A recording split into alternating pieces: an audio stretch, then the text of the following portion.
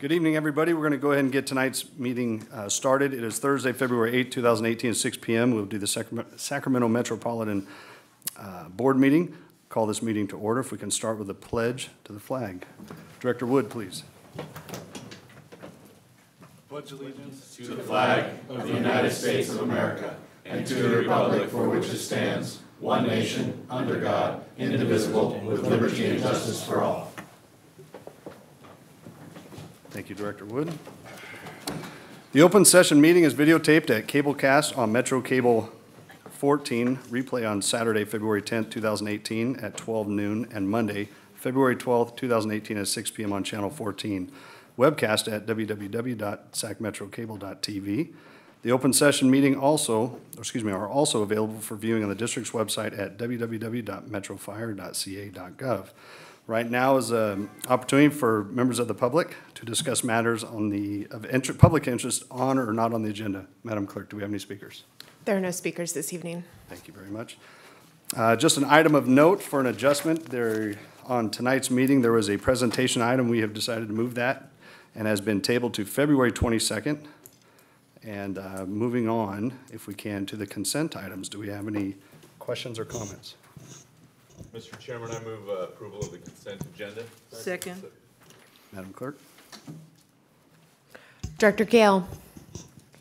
I'll pass. Gould. Aye. Orzali. Aye. Jones. Aye. Sheets. Aye. Wood. Aye. Clark. Aye. Kelly. Aye. And Barnes. Aye. Motion passes. Thank you very much. We'll move on to the reports of President's Report. I do not have anything at this evening, so we will move on to the Fire Chief's report. Chief Harms. Good morning, or good morning. Good evening, directors. What? A few things going on within the district. It's been a busy first month and a half. We've had some promotions. We had Fire Inspector Roman Keats, who was a plans intake with us and is become an Inspector 1. With him is a Fire Inspector 1, a new hire, Vince Coppy. They were both started and both very excited about working in fire prevention. Someone that, if you've been around here for just a little bit, is Cora Zielinski. Cora used to be at the front desk and then promoted up into fire prevention and now has moved up into a plans intake specialist. I think for us here, we've seen her every morning around here. Even though she's promoted up, she'll be over at Citrus Heights or Rancho Cordova, so we won't be able to see Cora quite as much. Eric Graven was promoted to captain. He was the last member on the captain's list. So we promoted, I believe it was 23 captains off of this list. We've sat down and had a lot of discussions, and we'll run the next captain's process after the first of the year moving forward. And Kevin Wagoner was promoted to battalion chief, and that's effective on the 10th. We also have a new office technician, Kimberly McLeod Silva. She was a temper with us and then was able to move over to a new position there. A few reassignments you'll see is that we came with you and talked about an EMS BC assigned to the day position. Brad Schumacher is in that position, and Jeff Malinowski is the new training captain, and he is over there. One thing just to follow up on, a little while we came for you and asked about a program that EMS had put together about taking EMTs out of the single role program and giving them a path to be able to go to paramedic school, and that we would support them during that time. And for this first class, I was happy to say we've got 4 members that are in there.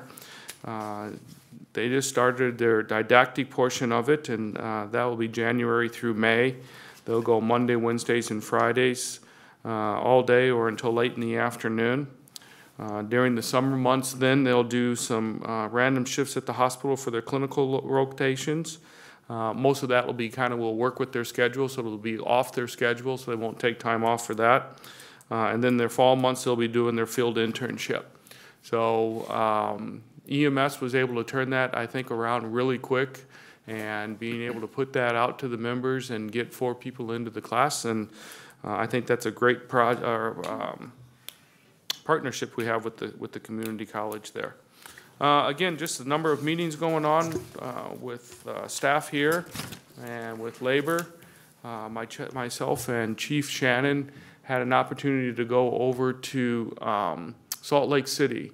And there was 6 fire districts, the largest fire districts in the United States. The only one that was supposed to be there but wasn't there was Orange County.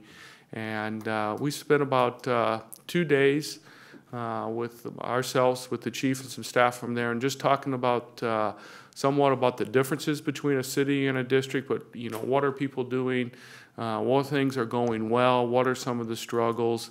I'll have to say I go to a lot of conferences. That time that we spent together with people that have very similar districts or boards was very positive.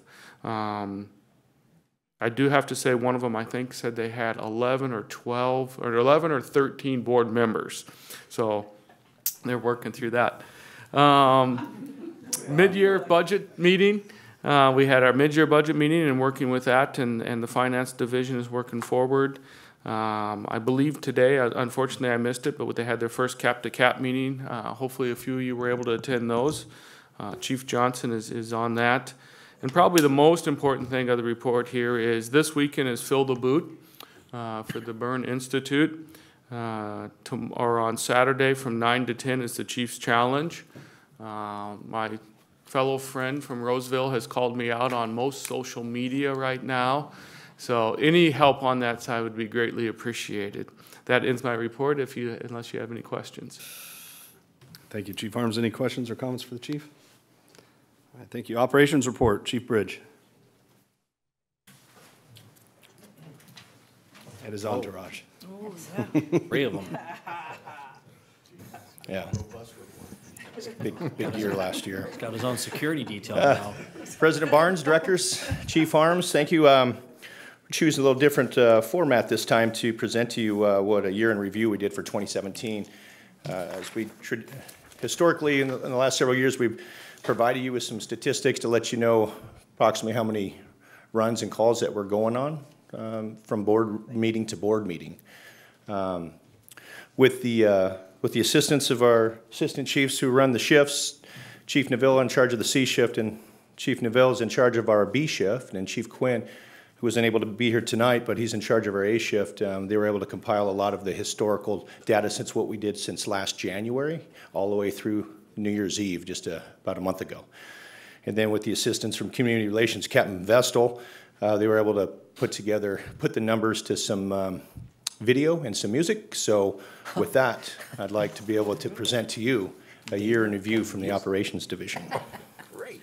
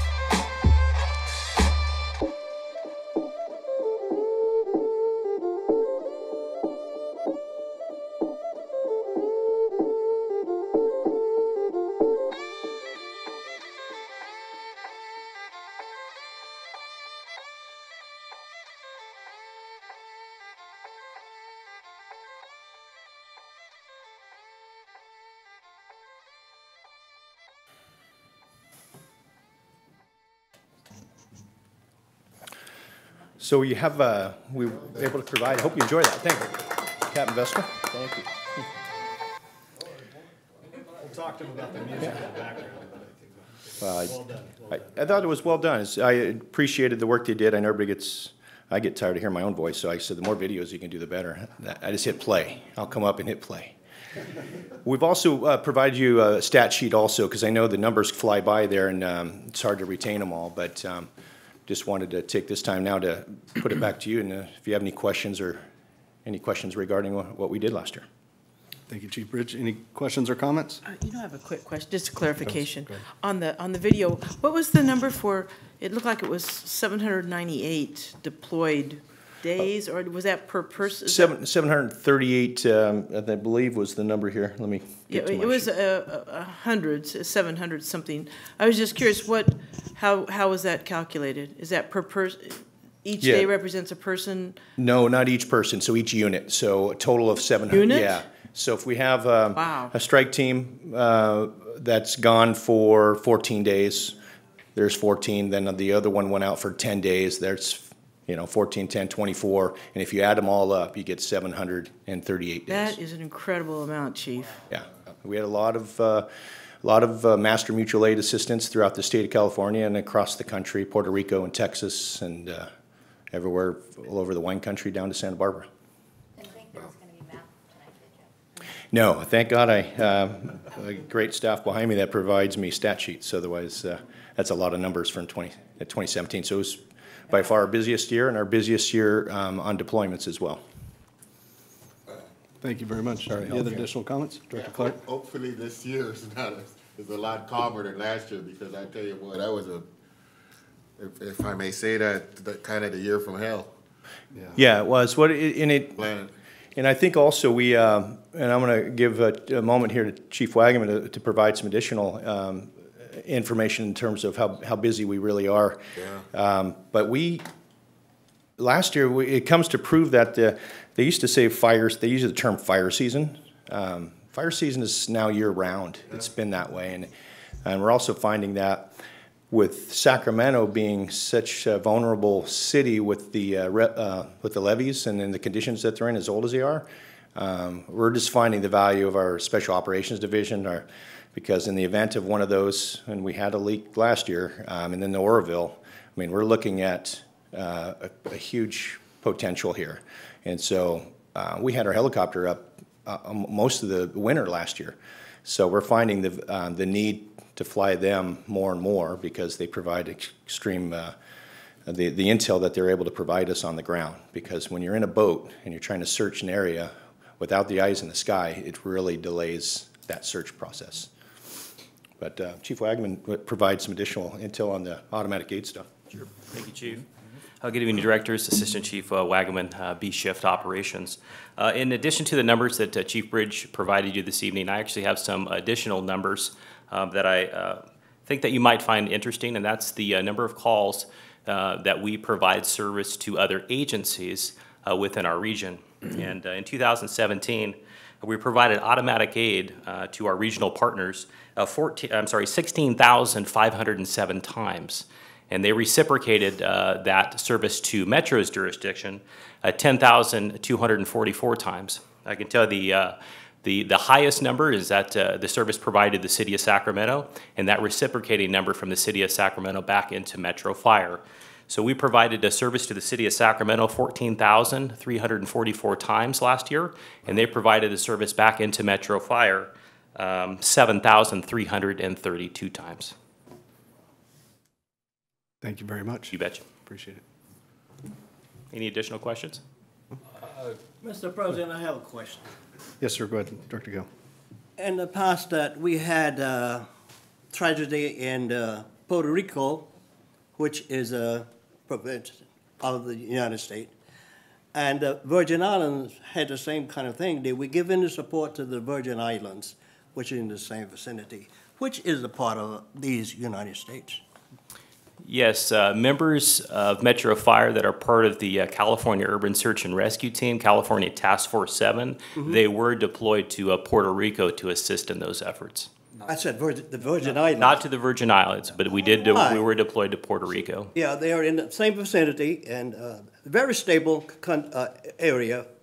And I was wondering, and they had the same kind of tragic there, and I saw nothing for the Virgin Islands.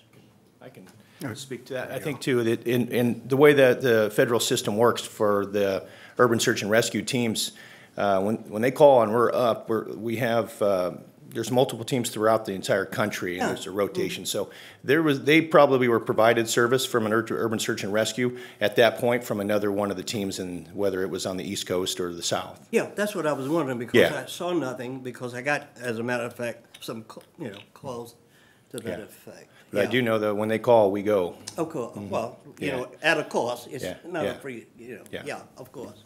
Thank you very much. Director Kelly, do you have something? Yeah, the video, you're not keeping that just for us and yourselves, are you? No, Captain Vestal had passed on to me that we're going to be posting this on our social media. Already done. Posted on social media now. So, yeah, he's fast. Yeah. Sent to news outlets, et cetera, et cetera. Yeah, does a great job with sharing, with this type of information, does a great job of sharing that where it needs to be shared. Thank you. Yeah, you would do that. Probably YouTube, too? It's on Facebook right now. It'll be linked on Instagram and Twitter as well. Okay. Very good. Thank you. Facebook, Instagram, Twitter. That's it. The only, Director Gould? Snapchat. Yes, thanks, Chief, for that presentation. I just wanted to go back and have you reiterate the fact that in our mutual aid system currently, it looks as if in some instances we're doing a 2-to-1. Right. In part of that, so that's our automatic aid system. I'm sure that's what you're referring to, us with the city. And yeah, so we do. We're fortunate with the size of our agency. We're the largest agency. We have the most apparatus, the most equipment. We have the largest geographical area. So the amount of calls that are coming through the city, their units are busy and they're running all those calls. And so it just, by the sheer nature of that, we're going to. Yeah, and I think it's important that the citizens of this region understand the role Metro plays in that. Yeah. That without that capability, there would be some calls that may be delayed in an answer. And so I think even though we have our border, we really are a regional asset that gets used in some instances 2-to-1. Yeah. And that everybody really needs to get that I see here 101,000 calls. Yeah. You know, and part of that is the magnitude of our responsibilities that go beyond the incorporated area or unincorporated area of Sacramento. So I think that's really important for people to understand that we're providing services to cities that aren't within our jurisdiction, so to speak. Yeah. And that's an important piece of the puzzle when we talk about regionalization of assets and the role we play in the leadership of the fire service in this area. I see that you got a whisper, so I'm going to listen to what that was. Yeah, and we have another example. I'll let Chief Neville share with you where we did providing service to the region. Yeah, I think that's what I wanted to hear too. Just one passing example. Recently, we provided mutual aid on request to El Dorado County and to the El Dorado Irrigation District. They had an event that severely impacted their infrastructure, their ability to provide water. They were at one point probably about 45 minutes away from losing their water source because of a young man that fell into one of their primary feeders out of Sly Creek. So we were part of that solution. El Dorado County doesn't have any confined space rescue folks that have the breadth or depth that we provide. So on a phone call, based upon relationships that we have, we were able to go up there and help be part of that solution for them. And they're very thankful. And again, we reiterated that we are a regional asset, not only to the Sacramento area, El Dorado County, all the counties that we touch. We're called upon not only for expertise and service delivery, but then just to weigh in and give an opinion. So. Yeah. And that's a great example of the role Metro plays in the region. Even though we're an independent special district with very defined borders, that's not reality. And so I appreciate that. Thank you very much, gentlemen, for your work. Thank you, Director Gould. The only thing I have to add when you talk about the numbers, Captain Vestal, thank you for putting the actual photos, the training, showing the deployments, not only regionally, but nationwide.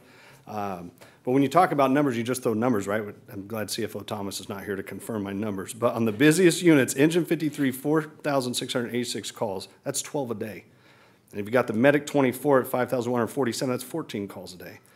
You got the busiest battalion at Battalion 5, 46,645, that's 127 events a day. And then when you talk 101,000 total incidents for 2017, that's 277 events a day.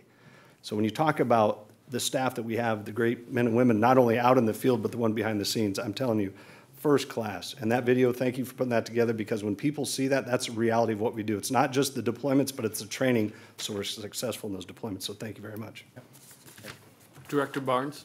Yes, sir, Chief Barnes. Just to follow up on that, and it's one of those key things that you drew out of that, is that we look at somewhere between 3,000 and 3,500 calls is a very functioning company. And by what I mean by that is that they have time to show up, they have time to train, they take care of the equipment, clean the station, they have time to go out and do first due surveys of their first due. When you start getting up towards 3,500, now you start getting towards 4,000. What they end up doing is they start eliminating stuff. And once you cross over 4,000 calls, pretty much they show up and they're going on calls every day out there. And so we have stations at both end of them, but those are definitely ones through the operations we look at, because that is just a really high volume. And then you look at that they're doing that on a 48-hour shift. So for 48 hours, they're going strong. No, agreed, and they can get back to the firehouse and turn right around and go right back out. So it's not like they get an hour or two to rest. So again, thank you. I guess it illustrates everything, the hard work that everybody does, not only on the front lines, but behind the scenes. So thank you. There's nothing further. Move on to Firefighters Local 522. Vice President Trevor Jameson, thank you for being here. Good evening, Directors, President Barnes, Chief Harms. Always a pleasure to be here representing the fine members of 522. As you saw in the video, it was a great video. Also, as you said, the people behind the scenes that I represent as well. I just want to get up here and tell you that a couple of things happened since last time we talked. We had a labor management meeting, which I think going on that labor management cooperation you've been hearing from me, I've got to talk to most of you away from this setting, which has been very, I think, informative for both sides. But our labor management committee met. They meet once a month. We've identified about 5 different topics we'd like to go through: EMS, special operations, staffing, a few other ones too. And we're still kind of formulating how we want to do that. But the nice thing about that is it's where we can kind of sit down and get the best of both worlds from administration and labor, and kind of find solutions to problems that are kind of day-to-day that don't require maybe money or whatever, just other ways of thinking. So it's been very informative for our membership. We have a lot of our shift reps. There's 14 shift reps. I think the last time we had about 11 of them show up. So it's well attended, as well as from the administration side. So it's a lot of great dialogue. Also earlier tonight, the policy committee meeting was presented with the catastrophic leave plan. I know it was this presentation item, but it's something that a couple of our members, Captain Brian Barthel and Captain Bryce Mitchell, have worked hard for the last couple of years. And with the support of Human Resources, Melissa Maddox, and CFO Amanda Thomas and Chief Harms, it's a reality now, and it's going to be a great plan for our folks. Really proud to be able to present that to you. A way to take care of people who, a lot of them are the newer employees who don't have the leave built up, and we've been looking for a way to take care of our new employees. So just again, real thrilled. The chief and I have talked. We're going to probably do a video to help present that to our members. Also, and bring in the Captain Mitchell and Captain Barthel to talk and let them know how important it is to membership. And then finally, I just want to say today we met down at the courthouse, and appreciate everyone coming to the table, working together. I think we're getting there. So I just want to say thank you for the dialogue. Thank you for coming to the table with us, and I appreciate that. Unless you have any questions for me, that's all I have. Thank you very much. Any questions or comments? Are you happy with the contract? And the negotiation went smoothly? We didn't quite finish today. Today was a mediation over a lawsuit. Then we did not get it finished yet. You're not probably going to arbitration, advisory, or... I don't know. You haven't got to that stage yet. Can we discuss this any further? I don't believe we can. So I appreciate your comments. It's the business of the public, and it's a very valid question. I've done it many times. I thank you, but I'm going to defer to our attorney, Well, Mr. Larver. I really can't say that a board member can't, discuss the fact and existence of the lawsuit. Trevor here represents the opposing side in the lawsuit, so from that standpoint, I wouldn't recommend a dialogue between the board who is on one side of the lawsuit and an individual on the other side of the lawsuit. There'll be a forum for discussion of the kind of issues and to answer the kind of questions that Director Gale has posed, and that's why we have closed session requirements and opportunities to handle those kinds of issues. I have been to many negotiations with AFGE at both levels and some of the best lawyers around. That question was, how was it negotiated and going? That's very definitive.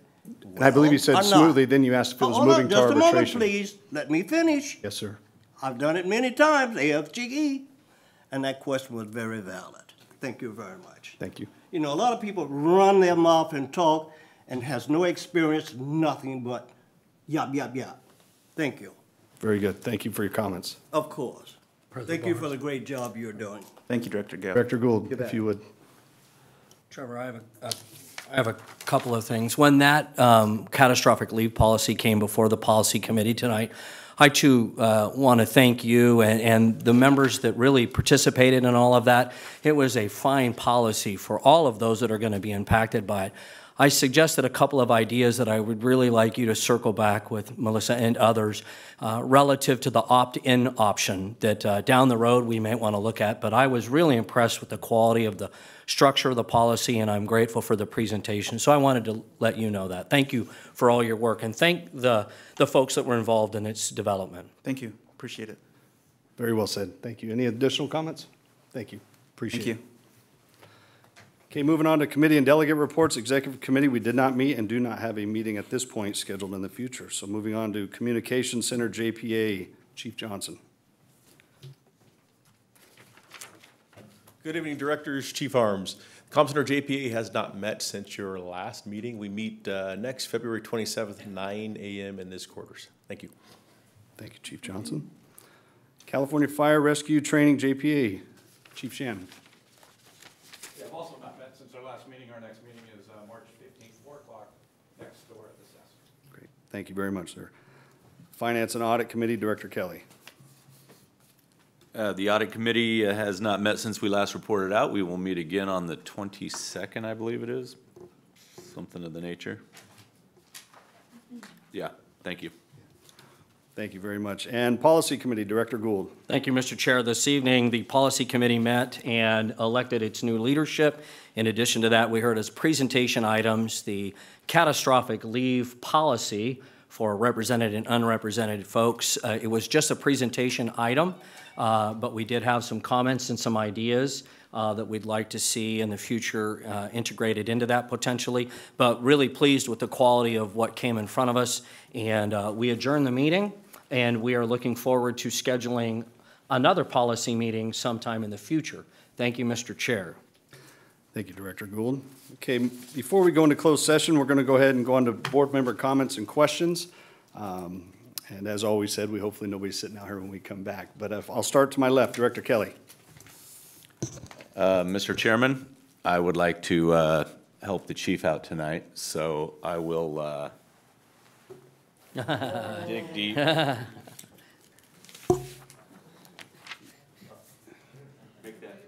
that into the boot. Thank you, sir. You might want to run a pin over that, make sure you didn't find it in the parking lot. He didn't win last year. We need to help the guy out. No, agreed. Thank you.